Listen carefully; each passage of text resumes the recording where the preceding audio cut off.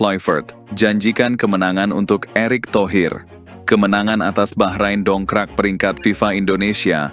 Sandy Walsh resmi absen lawan Cina dan Jepang Jakarta. 30 Mei 2025, Timnas Indonesia sedang bersiap menghadapi laga-laga krusial dalam kalender FIFA mendatang.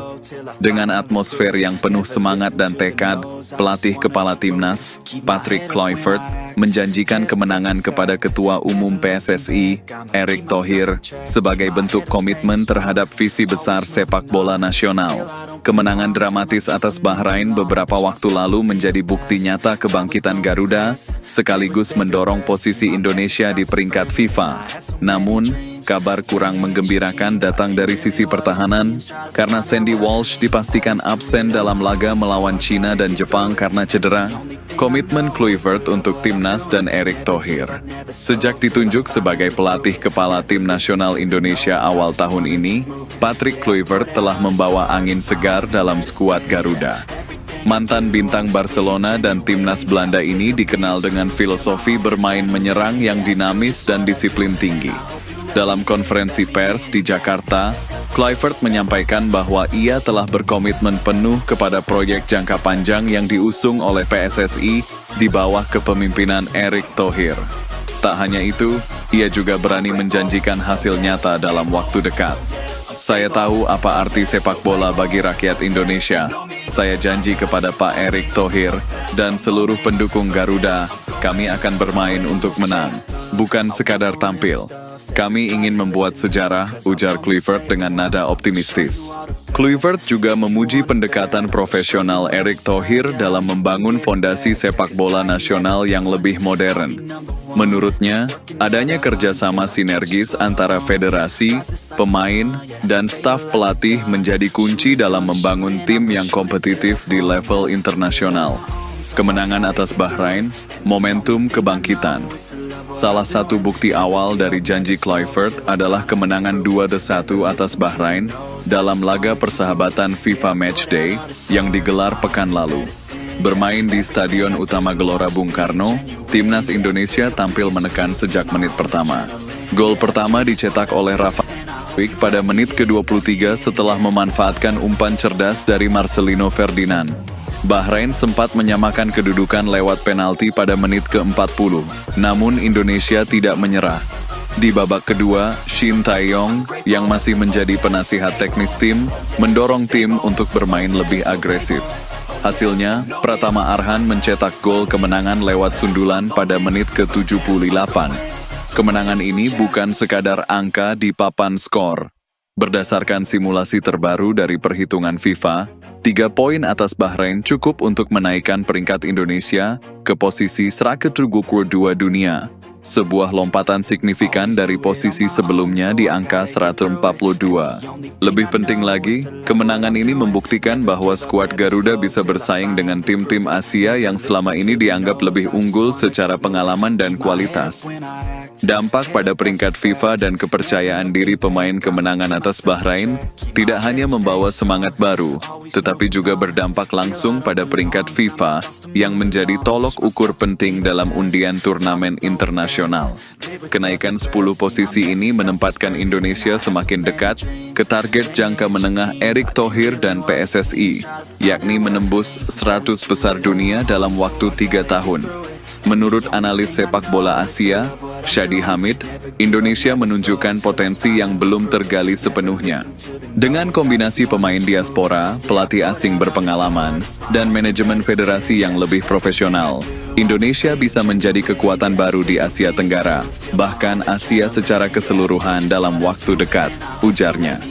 Para pemain pun menyambut positif kemenangan ini. Bek tengah Jordi Amat menyebut kemenangan ini sebagai kemenangan moral, yang menunjukkan bahwa Indonesia tidak takut menghadapi siapapun. Kabar buruk, Sandy Walsh absen.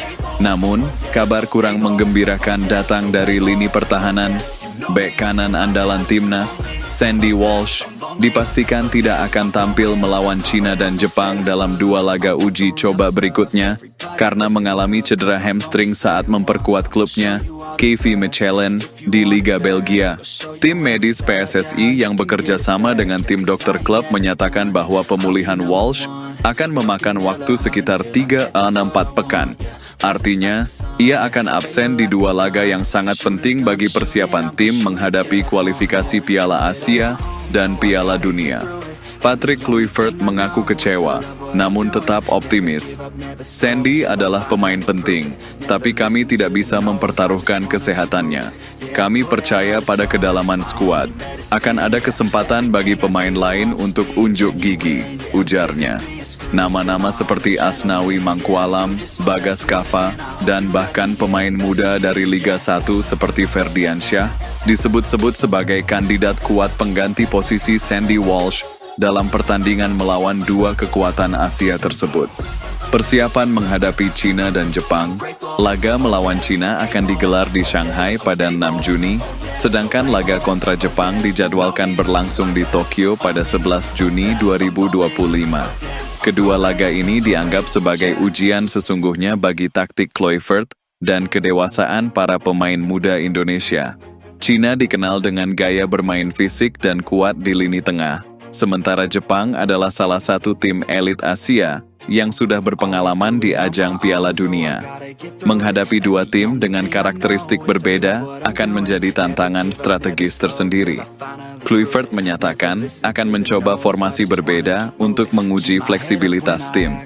Jika selama ini Indonesia bermain dengan skema 4-3-3, kemungkinan besar Kluivert akan mencoba 3-4-3 atau 4-2-3-1 untuk memperkuat lini tengah dan memberikan kebebasan pada pemain seperti Marcelino dan Struijk. Dukungan Erick Thohir dan target jangka panjang. Erick Thohir menyambut positif perkembangan yang terjadi. Ia menyatakan bahwa proses transformasi sepak bola Indonesia memang tidak bisa instan. Namun hasil awal yang diperoleh di bawah kepemimpinan Kluivert sangat menjanjikan.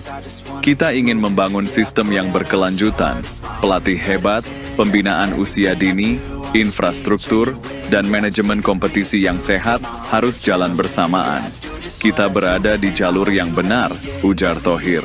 Ia juga menambahkan bahwa federasi akan terus mendukung pemanggilan pemain diaspora dan memastikan ketersediaan mereka untuk laga internasional. Selain itu, pembinaan usia muda akan terus ditingkatkan melalui Elite Pro Academy dan kerjasama dengan klub-klub Eropa. Timnas Indonesia kini memasuki fase penting dalam upaya membangun citra baru sebagai kekuatan sepak bola Asia. Komitmen Patrick Kluivert, dukungan Erick Thohir, kemenangan atas Bahrain, serta tantangan menghadapi Cina dan Jepang merupakan bagian dari proses panjang yang harus dijalani. Meski Sandy Walsh harus absen, semangat juang Garuda tidak surut. Harapan masyarakat Indonesia kini menggantung pada pundak para pemain muda yang siap menorehkan sejarah baru untuk Merah Putih. Dengan strategi yang tepat, pembinaan yang berkelanjutan, dan mental juara yang terus dipupuk, bukan tidak mungkin dalam waktu dekat kita akan melihat timnas Indonesia bersaing di panggung tertinggi sepak bola dunia.